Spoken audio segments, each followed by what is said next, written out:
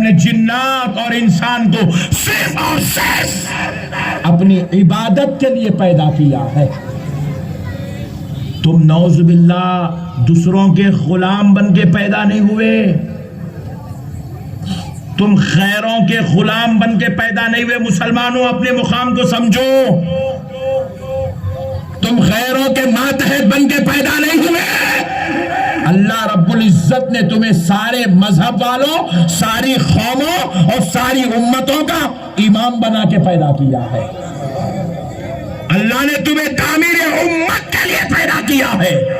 آگے کیا کہتا ہے پروردگار؟ اخرجت للناس تأمرون بالمعروف وتنہون عن المنکر. اللہ کہہ رہا ہے ہم نے اس قوم کو اس لیے پیدا کیا تاکہ وہ لوگوں کو نیکی کی دعوت دے اور برائی سے روکے. یہ قرآن کی آیت کا مفہوم ہے. پیارے دوستو, اللہ کہہ رہا ہے ہم نے تمہیں نیکی کی دعوت دینے کے لیے پیدا کیا, تمہیں بھلائی کی طرف بلانے والا بنا کر پیدا کیا, لوگوں کو اچھائی کا درس دینے والا بنا کر پیدا کیا. اور نعوذ باللہ آج ہمارا کیا حال ہے؟ آپ پولیس اسٹیشن چلے جائیے, جا کے دفتر دیکھیے, پولیس اسٹیشن کا ریکارڈ دیکھیے. اگر وہاں پر نومبر کے مہینے میں 300 کیسز بک ہوئے ہیں ایک علاقے کے پولیس اسٹیشن میں, تو اس میں 100 کیسز غیروں کے نام پر ہیں, 200 کیسز مسلمان کے نام پر ہیں. کیوں ہے؟ کیونکہ ہمارے اخلاق اتنے گر گئے, ہمارا کردار اتنا خراب ہو گیا, ہمارے پاس نہ بڑوں کا احترام رہا نہ چھوٹوں کی تمیز رہی. اللہ معاف کرے, بھائی بھائی سے لڑ رہا ہے, بیٹا باپ سے لڑ رہا ہے, دوست دوست سے لڑ رہا ہے, مصلی امام سے لڑ رہا ہے, مرید سیدوں سے لڑ رہا ہے, غلام آقا سے لڑ رہا ہے. اتنا بدترین دور آ گیا جبکہ آپ کے اور میرے آقا رحمت للعالمین صلی اللہ علیہ وسلم ارشاد فرماتے ہیں, خصوصاً اپنی بیویوں پر جو ہاتھ اٹھاتے ہیں, ظالموں کان کھول کے سنو, آمینہ کے لال نے کیا کہا؟ پیارے مصطفیٰ ارشاد فرماتے ہیں اگر کوئی مسلمان کسی مسلمان کا ظلمن گلا پکڑ لے, ظلمن گلا پکڑ لے, گلا پکڑ لے, لڑائی کہاں سے شروع ہوتی؟ پہلے گلا پکڑتا دیکھو نے. آپ لوگوں کو تو معلوم ہے, تجربے کار لوگ ہیں, ٹینشن کی ضرورت نہیں ہے. پہلے گلا پکڑتا انہیں, بعد میں پورے بات, مارتا نہیں مارتا, خالی ڈراتا, ڈرانے گلا پکڑتا. پہلے گلا پکڑتا, گنڈی توڑ لیتے, گلے پھاڑ لیتے. دیکھو پہلے لڑائی میں آقا 1400 سال پہلے کہہ رہے ہیں کوئی مسلمان کسی مسلمان کا ظلمن گلا پکڑ لے, آقا فرماتے بروز محشر میں اس کی شفاعت نہیں کراؤں گا, نہیں کراؤں گا میں اس کی شفاعت.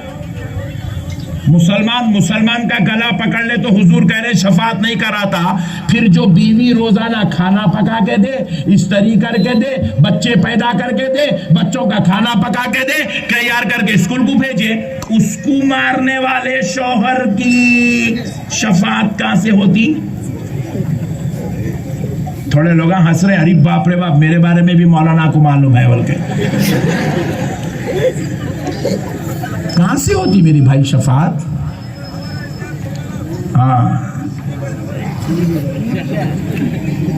اتنے ولیوں کا ذکر سنے جوش نہیں آیا, بیگم کے بارے میں سنتے کہ جوش آ گیا.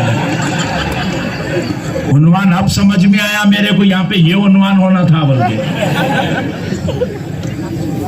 میرے پیاروں دیکھو بھائی, ایک بات بڑی پتے کی بولتا ہوں میں, بہت پتے کی بات بولتا ہوں, سنتے عمل کرتے. یہ دنیا 4 دن کی ہے, 4 دن.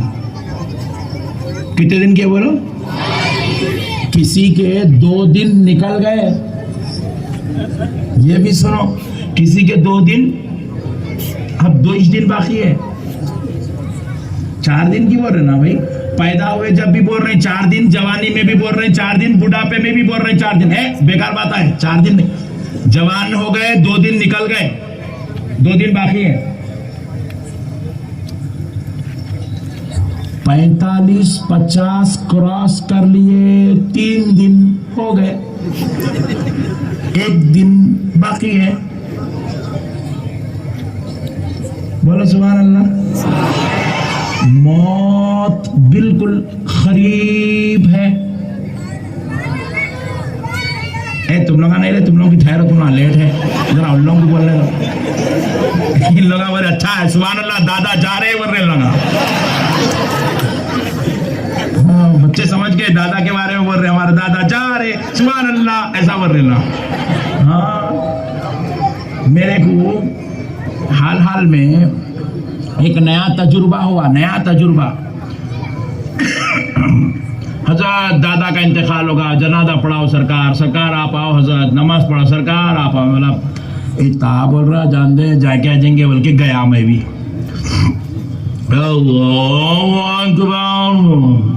नमाज जनाजा पढ़ा, अस्सलाम वालेकुम रहमतुल्लाह, अस्सलाम वालेकुम रहमतुल्लाह। पीछे ये पट्टे ठहरे देखो, ऐसी नमाज में भी वो पूरे पीछे थे। एक जना आवाज दिया, आखिरी दीदार कराओ, बोला मैयत का आखिरी दीदार कराओ। हटाए वो डोले के ऊपर का कपड़ा हटा के मैयत का कफन खोल के दीदार कराए। मैं भी देखा, चीफ मिनिस्टर साहब है रजान,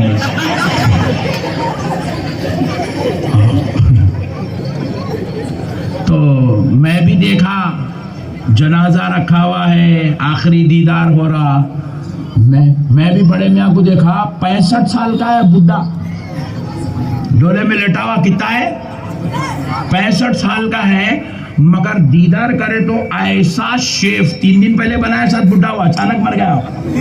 ऐसा शेफ बना के जा रहा पट्ठा खबर में। मैं सोचने पे मजबूर हुआ, इन्हें हिसाब देने को जा रहा नहीं, वहां भी एक वलीमा करने को जा रहा। इतनी बुरी हालत है मुसलमान की, एक मौत मुंह के सामने खड़ी हुई है, मगर पट्टे को खौफे खुदा नहीं है। एक लम्हे के लिए भी मुसलमान को हिसाब देने का ख्याल, मेरे से खबर में हिसाब होगा, अल्लाह मेरे से पूछेगा जवानी कहां गुजारा, क्या जवाब दूंगा। कोई खौफ नहीं, कोई खौफ नहीं। अल्लाह रब्बुल इज्जत सवाल करेगा, बीवी बच्चों के साथ क्या सुलूक करता था, कोई हिसाब देने का खौफ नहीं। हराम खाता था या हलाल, कोई खौफ नहीं। माँ बाप के साथ हुस्ने सुलूक रखता था या बदसलूकी करता था, हिसाब का कोई खौफ नहीं। तहारत से रहता था, नहीं रहता था, नमाज पढ़ता था, नहीं पढ़ता था, इबादत करता था, नहीं करता था, तकवा इख्तियार किया था, नहीं किया था, लम्हे लम्हे का हिसाब। कोई खौफ नहीं है मुसलमान को, मुसलमान को कोई खौफ नहीं है। अल्लाह के पास जवाब देने का कोई एहसास नहीं है। सुनो मुसलमानों, हजरत सैयदना उस्मान इब्न अफ़्फ़ान रज़ी अल्लाह ताला अन्हु कौन है? रसूल अल्लाह ने जिसको अपनी 2 बेटियां निकाह में दी थी, जिनकी शर्म हया सिर्फ जमीन वालों में नहीं, आसमान वालों में भी बड़ी पाबंद मशहूर थी। अल्लाह ने जिसको सारी दुनिया के हिस्से की दौलत अता फरमाई थी, वो हजरत उस्मान खली जब रसूल अल्लाह की मजलिस में बैठते, दोज़ख का जिक्र होता, रोते रोते रोते रोते हिचकियों पर आ जाते। जब उसी उस्मान गनी रज़ी अल्लाह अन्हु के सामने जब खबर का जिक्र होता, तो हजरत उस्मान गनी खबर का जिक्र सुनकर इतना रोते, इतना रोते, इतना रोते, इतना रोते कि आप पर बेहोशी तारी हो जाती और एक एक दिन तक बेहोश पड़े रहते। सहाबाए कराम ने पूछा, ऐ उस्मान, दोज़ख का जिक्र सुनकर आप उतना नहीं रोते, खबर का जिक्र सुनकर जितना रोते, आखिर बात क्या है? तो हजरत उस्मान ने कहा, सुनो, दोज़ख में अजाब हो तो बंदा इधर से इधर, इधर से इधर, इधर से इधर हल तो सकता है, लेकिन खबर में अजाब होगा, बंदा हल भी नहीं सकता। خبر کا عذاب دوزخ کے عذاب سے زیادہ دردناک اور سخت ترین ہے فرما رہے ہیں۔ وہ خبر میں مسلمان لائٹ لے کے چلے جا رہا بھائی، مسلمان کو کوئی حساب کا خوف نہیں، مسلمان کو کوئی عذاب کا خوف نہیں، اللہ کی ناراضگی کا خوف نہیں، زنا کرتے کرتے مر رہے ہیں، اللہ اکبر، ڈسکو کو جاتے جاتے رات میں ایکسیڈنٹ ہو کے مر رہے ہیں مسلمان، گندی عیاش عورتوں کے پاس سے فارغ ہو کے واپس آئے، رات میں سو گئے، ہارٹ اٹیک ہوا، مر گئے، رات کیسے گزری، زنا اور عیاشی میں گزری۔ اللہ اکبر کبیرہ، اللہ اکبر کبیرہ۔ میرے مسلمان بھائیوں، اللہ اور اس کے رسول کا واسطہ، تم اولیاء اللہ کے چاہنے والے، تم بزرگوں کے ماننے والے، تم بزرگان دین کے نقش قدم پہ چلنے والے، ارے ہمارے بزرگوں کا حال کیا تھا؟ حضرت سیدنا غوث الورا رضی اللہ تعالیٰ عنہ، اللہ کے وہ مقرب و محبوب پیارے بندے ہیں، اللہ نے جن کو ساری کائنات کے اولیاء اللہ کا سردار بنایا ہے، وہ غوث العظم کی اتنی کرامات، اتنی کرامات، اتنی کرامات سارے بغداد کے علاقے میں، سارے عرب والوں میں، عجم والوں میں حضرت غوث العظم کی کرامات مشہور ہو چکی تھی۔ ایک شخص حضرت غوث اعظم کی کرامتوں کا تذکرہ سن کر سرکار غوث اعظم کے پاس آیا، غوث اعظم کے پاس آیا، آ کر کہنے لگا، سرکار میں آپ کی صحبت میں کچھ دن رہنا چاہتا ہوں، آپ کی خانقاہ میں رہنا چاہتا ہوں۔ غوث العظم نے کہا بالکل رہیے، آپ کو اجازت ہے۔ دو مریدوں سے ملا دیا، کہا ان کا خیال رکھو، یہ ہمارے مہمان ہے۔ وہ شخص 40 دن تک غوث العظم کی خانقاہ میں رہا۔ کس لیے رہا؟ اس لیے رہا وہ دیکھنا چاہتا تھا کہ غوث اعظم کی کرامت ہوتی کیسی ہے، غوث اعظم کیسے مردوں کو زندہ کرتے ہیں، غوث اعظم کی ٹھوکر لگ جائے تو کیسے زمین سے پانی ابل کر آتا ہے، غوث اعظم اشارہ کر دے ہوائیں رخ کیسا بدلتی ہے، غوث اعظم دعا کر دے مرنے والے کو زندگی کیسے نصیب ہوتی ہے، وہ یہ دیکھنے آیا تھا۔ مگر 40 دن رہا، ایک بھی کرامت نہیں دیکھا، ایک بھی کرامت نہیں دیکھا۔ سرکار غوث العظم دستگیر سے 40 دن کے بعد اجازت لینے لگا، سرکار اجازت دیجئے، میں واپس جانا چاہتا ہوں۔ غوث پاک نے پوچھا آئے کدھر تھے، جا کدھر رہے ہو؟ کہا سرکار میں آپ کی کرامتیں دیکھنے آیا تھا، کرامتوں کا بڑا چرچا سنا تھا، کرامت دیکھنے آیا تھا میرے آقا۔ تو غوث پاک نے پوچھا کیا تم نے پھر کرامت دیکھ لیا؟ کہا سرکار نہیں دیکھا، 40 دنوں کا ایک بھی کرامت نہیں دیکھا۔ تو غوث اعظم نے کیا پوچھا؟ سنو اے مسلمانوں، اے میرے پیارے بھائیوں سنو، غوث اعظم نے اس شخص کے ساتھ کیا پوچھا؟ غوث اعظم نے پوچھا کیا تم نے 40 دن میں کبھی مجھے نماز چھوڑتے ہوئے دیکھا؟ اس نے کہا سرکار نہیں دیکھا۔ کیا تم نے کبھی 40 دن میں مجھے تکبیر اولا ترک کرتے ہوئے دیکھا؟ امام اللہ اکبر کہے کیا میں نے وہ پہلی تکبیر کو چھوڑا؟ تم نے مجھے اس حال میں دیکھا؟ کہا سرکار نہیں دیکھا، آپ ہمیشہ تکبیر اولا کے ساتھ نماز ادا کرتے ہیں۔ غوث العظم نے پوچھا کیا تم نے کبھی مجھے کسی کے ساتھ بد کلامی کرتے ہوئے دیکھا، کسی کی دل آزاری کرتے ہوئے دیکھا، کسی کا مال کھاتے ہوئے دیکھا، کسی کو گالی گلوچ کرتے ہوئے دیکھا، کسی کے ساتھ بد اخلاقی کرتے دیکھا؟ کہا سرکار نہیں، خدا کی قسم میں نے آپ کو بڑے اخلاق والا پایا، بڑا کردار والا پایا، بڑا علم بردباری والا پایا۔ سرکار آپ کی زبان پاک ہے، آپ کی زندگی کا طرز پاک ہے۔ تو غوث اعظم نے کہا اے شخص پھر اس سے بڑی اور کیا کرامت تو دیکھنا چاہتا ہے؟ یہی تو سب سے بڑی کرامت ہے، یہی تو سب سے بڑی کرامت ہے۔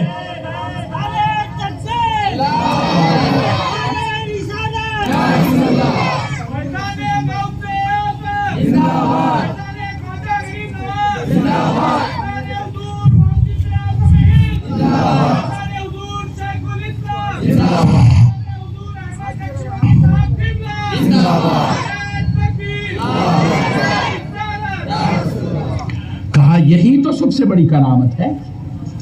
ارے ہم ہمارے آقا ولیوں کے سردار ہو کر ایک تکبیر اولا نہیں چھوڑ رہے ہیں، ایک نماز نہیں چھوڑ رہے ہیں، ایک بار زبان سے ایک لفظ بھی غلط ادا نہیں ہو رہا ہے۔ اور ہم ویسے آقا کی 11ویں کرنے والے، ویسے آقا کا دامن پکڑ کر جنت میں جانے کی تمنا رکھنے والے، ویسے آقا سے محبت کرنے والے. پھر بتاؤ اے پیارے مسلمانوں، اے میرے پیارے بھائیوں، پھر ہم بے عمل کیسے ہو سکتے ہیں؟ ہم اللہ کو ناراض کرنے والے کیسے ہو سکتے ہیں؟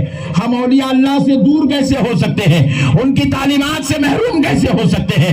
اس لیے خدا را آج آپ کا بھائی آپ سے گزارش کرتا ہے، میرے بھائیوں، نمازوں کا اہتمام کرو، ذکر و عبادت کا اہتمام کرو، تلاوت و تزکیہ کا اہتمام کرو، مجاہدہ اور بندگی کا اہتمام کرو. ارے مسلمانوں، تمہارا بھائی تم سے گزارش کرتا ہے، تم ایسے بن جاؤ کہ اگر کوئی تمہیں 2 کلومیٹر دور سے آتا ہوا دیکھے تو یہ نہ کہے فلاں کا بھائی آ رہا ہے، فلاں کا باپ آ رہا ہے، فلاں کا بیٹا آ رہا ہے. دیکھنے والا کہے دیکھو دیکھو مدینے والے مصطفیٰ کا غلام آ رہا ہے. اپنی پہچان کو غلامی مصطفیٰ بناؤ، اپنی پہچان نبی کی غلامی بناؤ، اپنا تعارف غوث و خواجہ کی تعلیمات پر عمل کرنے کا بناؤ. 4 دن کی زندگی ہے میرے بھائی، بڑے بڑے بڑے بڑے دھارکار یہاں چلے گئے، کچھ بھی نہیں لے گئے. بڑے بڑے بادشاہ گئے، کچھ بھی نہیں لے گئے. ان کا قطب مینار یہیں رہ گیا، ان کا تاج محل یہیں رہ گیا، ان کا 4 مینار یہیں رہ گیا، ان کی گنبدیں یہیں رہ گئی، ان کے قلعے یہیں رہ گئے، ان کے باغات یہیں رہ گئے، ان کے محل یہیں رہ گئے، ان کی جائیداد یہیں رہ گئی، ان کے توپ یہیں رہ گئے، ان کے مقبرے یہیں رہ گئے. کچھ بھی نہیں لے گئے، کچھ نہیں لے گئے. اجی وہ تو بڑے بڑے دھارکاری لوگ تھے جن کے خدموں میں دنیا پڑی ہوئی تھی، وہ کچھ نہیں لے گئے. ہمارے پاس تو ہے ہی کچھ نہیں، ہمارے پاس تو چائے پینے کے پیسے نہیں ہیں. گھر میں مہمان آ جائے تو جورو پریشان، بچے پریشان، باپ پریشان، کب تک جاتا کی کیا کرتا کی. یہ ہمارا حال ہے. ہم کیا مٹھی لے کے جائیں گے؟ مسلمانوں کے پاس پیسہ ہی نہیں ہے. مسلمان دنیا کی سب سے غریب قوم، مسلمان دنیا کی سب سے کمزور قوم، مسلمان دنیا کے سب سے کمزور انسان، جن کے پاس ذاتی مکان بھی نہیں ہے. کئی مسلمان کے پاس، کئی مسلمانوں کے پاس آج دنیا چاند پہ جانے کی باتیں کر رہی ہے، مگر مسلمان آج بھی سائیکل کے پینڈلا، غم کے پینڈلا مارنے کی چکر میں لگا ہوا ہے. آج بھی مسلمان آٹو لے لے کے پٹھا خوش ہے، بیٹھ جا رہا آٹو لے لے کے وہاں چورستے پہ 20 روپے 10 روپے 20 روپے 10 روپے پکار رہا. یہ حالت ہو گئی ہے مسلمان کی. اتنا کمزور مسلمان. ہم کیا لے کے جائیں گے میرے بھائی؟ ہمارے پاس ہے کیا؟ ہمارے پاس ہے کیا؟ کچھ بھی نہیں ہے. مگر خدا کی قسم ہے نوجوانوں، آج ایک وعدہ کر لو، میں دنیا سے دولت تو نہیں لے جاؤں گا، عزت نہیں لے جاؤں گا، منصب نہیں لے جاؤں گا، مقام نہیں لے جاؤں گا، خاندان نہیں لے جاؤں گا، مگر خدا کی قسم جاؤں گا تو مصطفیٰ کی غلامی ساتھ میں لے کر جاؤں گا، اللہ کی بندگی ساتھ میں لے کر جاؤں گا، غوث اعظم کی دیوانگی ساتھ میں لے کر جاؤں گا، اولیاء کے نقش قدم پہ چلنا، ان کی تعلیمات پر عمل کرنے کا عمل اپنے ساتھ لے کر جاؤں گا. آج عہد کرو میرے بھائی، ضرورت ہے یار. یہ بہت نازک وقت آ گیا میرے بھائی. مسلمان سمجھ رہے ہیں اپنے آپ کو، کسی پہ ظلم ہوا تو مسلمان ان کو ڈالے جیل میں، جانتے رہے اپنے کیا کرنے کا نہیں ہے. بہت بڑا بدترین دور مسلمانوں پہ آیا. آج ان کے اوپر مصیبت ہے، کل ہمارے اوپر بھی آ سکتی ہے. کئی ہمارے نوجوان بغیر کسی ظلم کے، بغیر کسی حرکت کے خالی جیلوں میں سڑ رہے ہیں. جیلوں میں کوئی ان کو جیلوں سے رہائی دلانے والا نہیں ہے، کوئی دینے والا نہیں ہے. ایک طرف عمل میں مسلمان کا یہ حال، دوسری طرف عقیدے میں مسلمان کا حال دیکھو. کئی ایسے بے وقوف نالائق لوگ آج امت کے اندر پیدا ہو گئے ہیں جن ظالموں کو نعوذ باللہ من ذالک حضور کی گستاخیاں کرنے سے فرصت نہیں مل رہی. اولیاء اللہ کی درگاہوں کو شرک بدعت شرک بدعت شرک بدعت حرام کا نام دے کے ولیوں کی بارگاہوں کو بدنام کر رہے بدبخت. رسول اللہ کی دن رات صبح شام گستاخیاں کر رہے ہیں. ایسے منحوس دور میں مسلمانوں اپنے عقیدوں کو بھی بچاؤ، اپنے عمل کو بھی بچاؤ، اپنے ایمان کو بچاؤ۔ مسلمانوں ایسے دور میں اپنے اعمال صالحہ کی حفاظت کرو۔ بس اب ایک آخری بات سنا کر بات ختم کرتا ہوں تاکہ تمہیں پتا چلے کہ ہم کیسے نبی کی امت میں ہیں اور ہمارا حال کیا ہو رہا ہے۔ مرنے کے بعد بیوی خبر میں نہیں آتی بولو جی نہیں آتی، ارے یہاں کے لوگوں کو آتی جیسا دکھ رہا، جاتے جاتے ساتھ میں لے کے جاتے کیا نہیں آتی؟ بیوی اس خبر میں بولیے ماموں چچا پھپھا خالو کوئی بھی نہیں آتے، کوئی خبر میں نہیں آتے، کوئی خبر میں نہیں آتے۔ مگر کان کھول کر سن لو اے مسلمانوں، آمنہ کا لال خبر میں تشریف لائے۔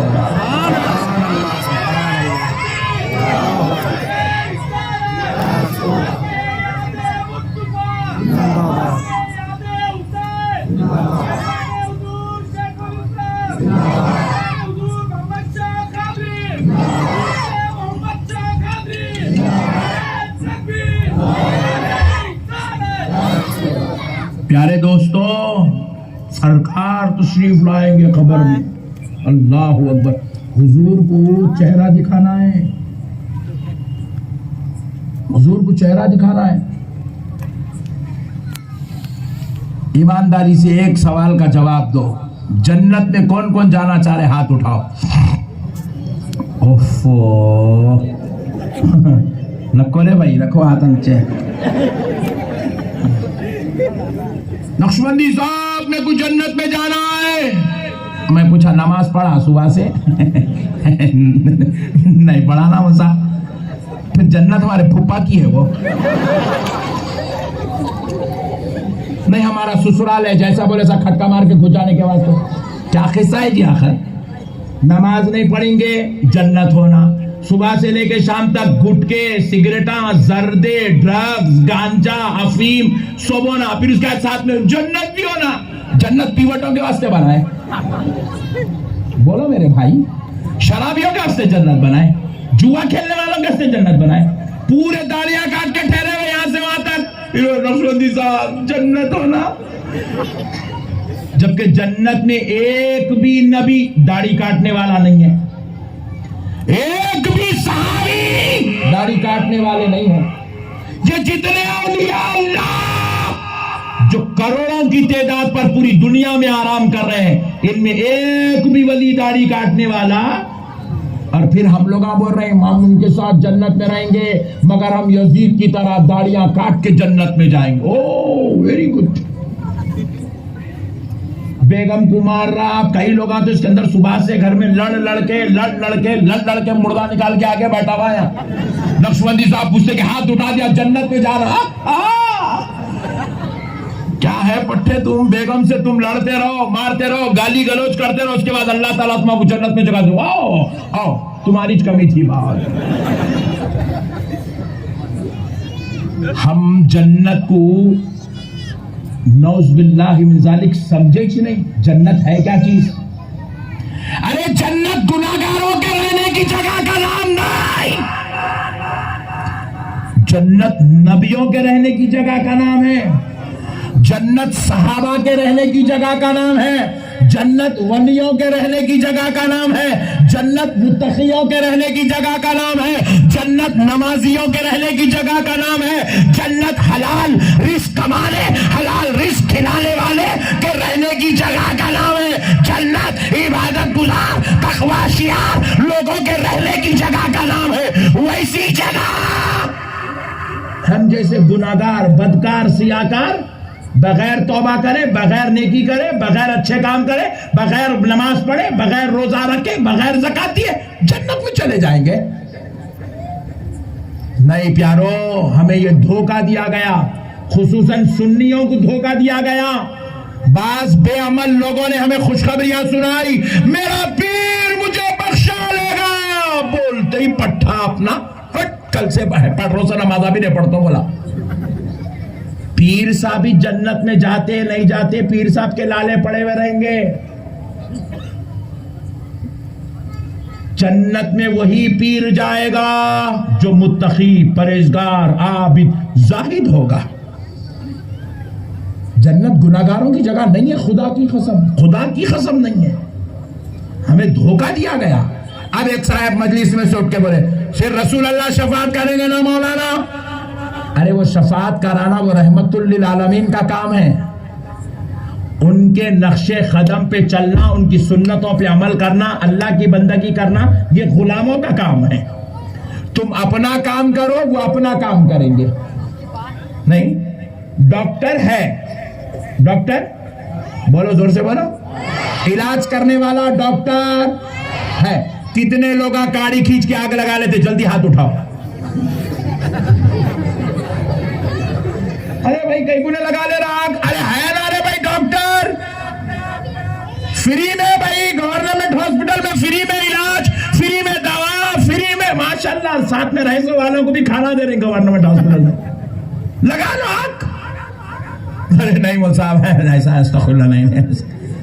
جب دنیا کی آگ تم نہیں لگا سکتے ڈاکٹر کے بھروسے پہ، تو پھر شفاعت کے بھروسے پہ تم دوزخ کی آگ کیسے لگا لے سکتے ہو مسلمانوں؟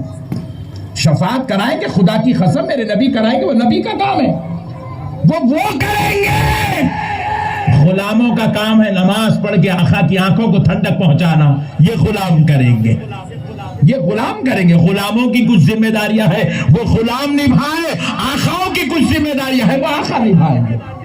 آپ غلامی کی ذمہ داری نبھاؤ، آپ بندگی کی ذمہ داری نبھاؤ۔ ارے وہ بڑے ہو کر پوری زندگی میں ایک نماز نہیں چھوڑے، ہم گناہگار خطاکار 14ویں صدی میں ہو کر ہم نمازیں چھوڑ دے تو ایک ایسی بات ہے۔ اب آخری بات سن لو اے مسلمانوں، میرے پیارے آقا کریم رحمت للعالمین کے صدقے جاؤ، حضور ہماری جان سے زیادہ قریب ہے۔ کیا ہے بولو، ذرا زور سے بولو، جان سے زیادہ۔ ہم لوگ آج جمعے کے دن مائک میں سلام پڑھ رہے ہیں، یا نبی سلام علیکہ، یا رسول سلام علیکہ۔ پڑھے تو بازو والا پوچھ رہا، بازو والا معلوم نا، انہیں پوچھ رہا، ارے مائک میں پڑھے تو مدینے تک آواز جاتی کیا؟ ارے میں بولا ہول ہے، مائک میں مدینے تک آواز پہنچانے نہیں پڑھ رہے رے، یہ تیرے کو سنانے کے واسطے پڑھ رہے، نبی کو سنانے نہیں پڑھ رہے، مائک میں تیرے کو سنانے پڑھ رہے، کیونکہ تو آنکھوں کا اندھا کانوں کا بہرا ہے، اس لیے تیرے واسطے مائک لگائے۔ میرے نبی کو سنانے کے لیے مائک کی ضرورت نہیں ہے، نہ آواز سے پڑھنے کی ضرورت ہے۔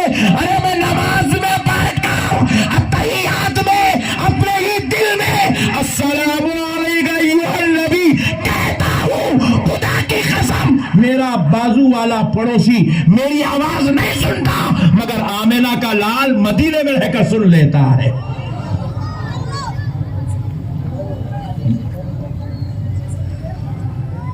اللہ مرحوم کی مغفرت فرمائے، اللہ ان کے درجات بلند فرمائے، اللہ ان کی خبر کی منزل آسان فرما دے۔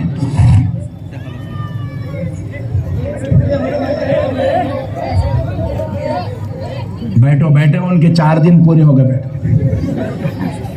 بیٹھو۔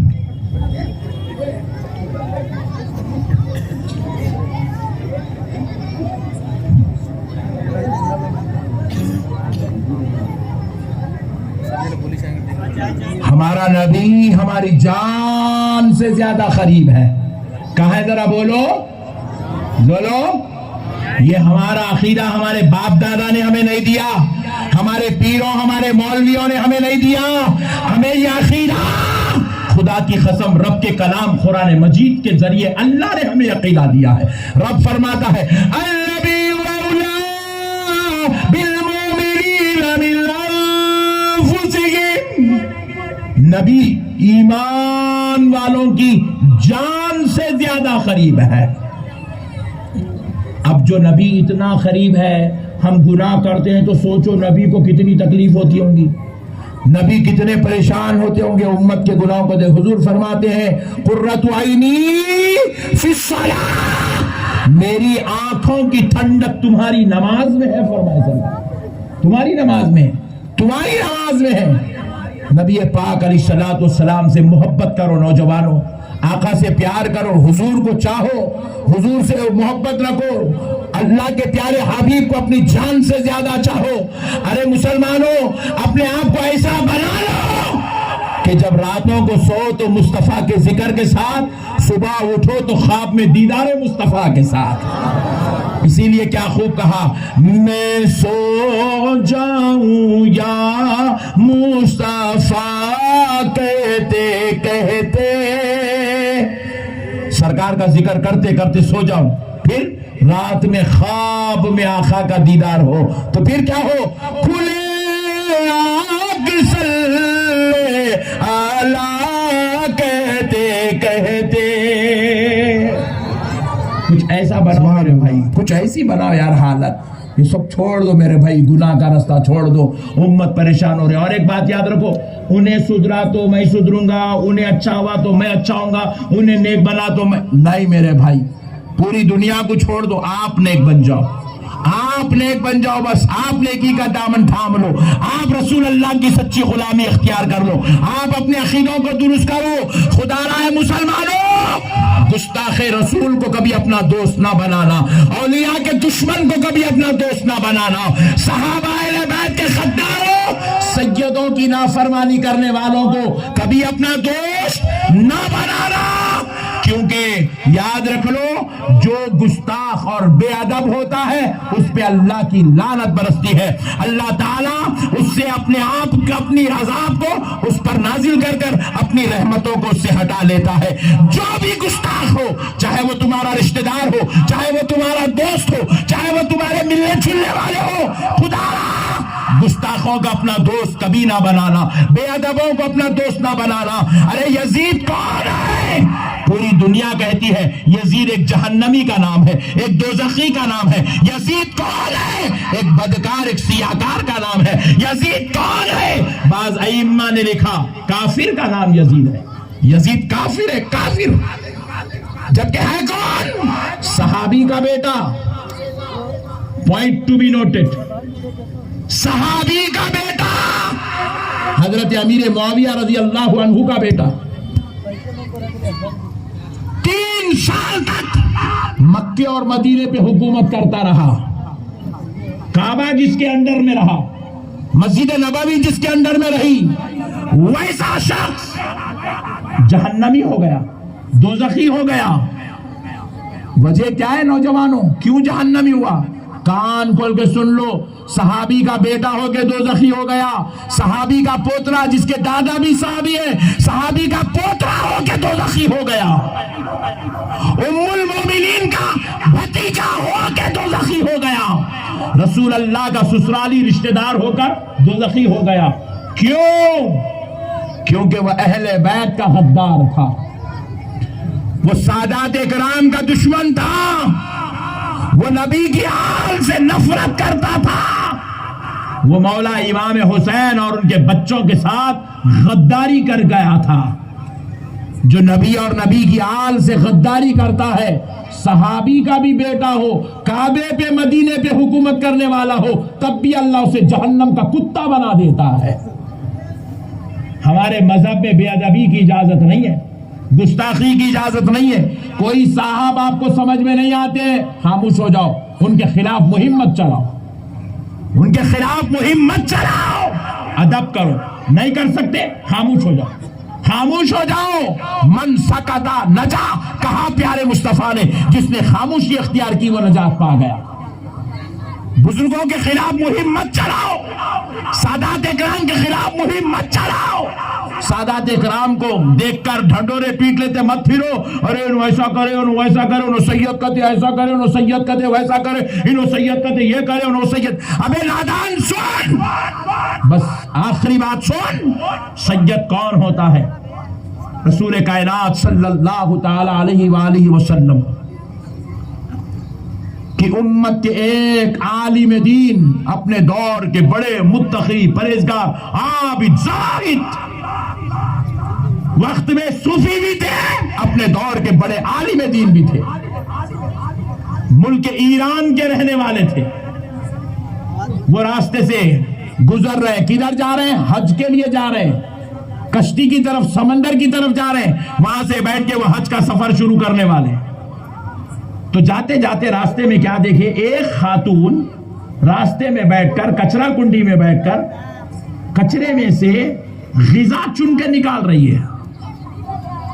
تو وہ مولانا صاحب, وہ صوفی صاحب, وہ بزرگ پوچھے بھیا عورت کون ہے جو اس طریقے کی حرکتیں کر رہی؟ بولے سرکار یہ ایک سید زادی ہے, صدقے کا مال, زکات کا مال اس کے اوپر حرام ہے, اس لیے یہ کچرا کنڈی سے اپنے بچوں کے لیے غذا چن رہی ہے, کیونکہ یہ انتہا درجے کی غریب عورت ہے, مفلس محتاج عورت ہے, یہ راج کچرے سے اپنی غذا چن رہی ہے.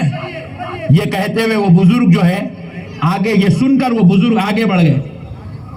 اس کے بعد گئے, کشتی میں بیٹھے, سفر شروع ہوا, حج کو چلے گئے. جا کے جو ہے کعبۃ اللہ شریف پہنچے, کعبے کا طواف کرے, حج کے تمام فرائض و احکام سے فارغ ہوئے, زیارت رسول کے لیے مدینے کو تشریف لائے.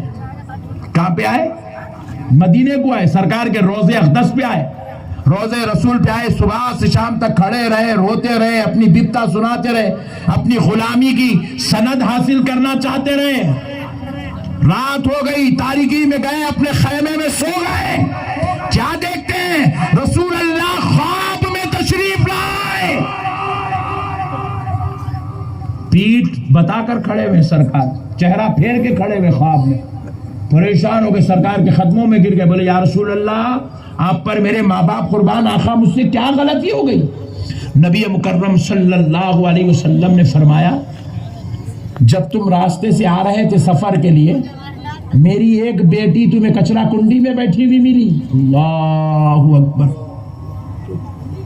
وہ ایک سید زادی کچرا کنڈی میں بیٹھی ہوئی تھی, تم نے اس بچی کو دیکھا, وہ اپنے بچوں کے لیے صدقے سے پاک غذا ڈھونڈ رہی تھی. کہا جی ہاں یا رسول اللہ آپ پر میرے ماں باپ قربان, آقا میں نے دیکھا ان کو. کہا پھر تم نے میری اس بچی کی مدد کیوں نہیں کی؟ یہ ہوتے سادات پر رسول اللہ کی نظر. کہا تم نے میری بچی پہ نظر, ان کو نظر کیوں پیش نہیں کی, اس کی مدد کیوں نہیں کی؟ کہا یا رسول اللہ میرے پاس صرف اتنے ہی پیسے تھے جتنے میں حج کو آ سکتا تھا, آقا بس میرے پاس کچھ اور رقم نہیں تھی, اس لیے میں مجبور آگے بڑھ گیا. رسول اللہ نے فرمایا اگر یہ پیسہ تم میری اس بچی کو دے دیتے تمہیں یہاں تک آنے کی ضرورت نہیں تھی, ہم خود تمہارے گھر کو آ کے تمہیں اپنا دیدار کرا دیتے تھے. سبحان اللہ, سبحان اللہ.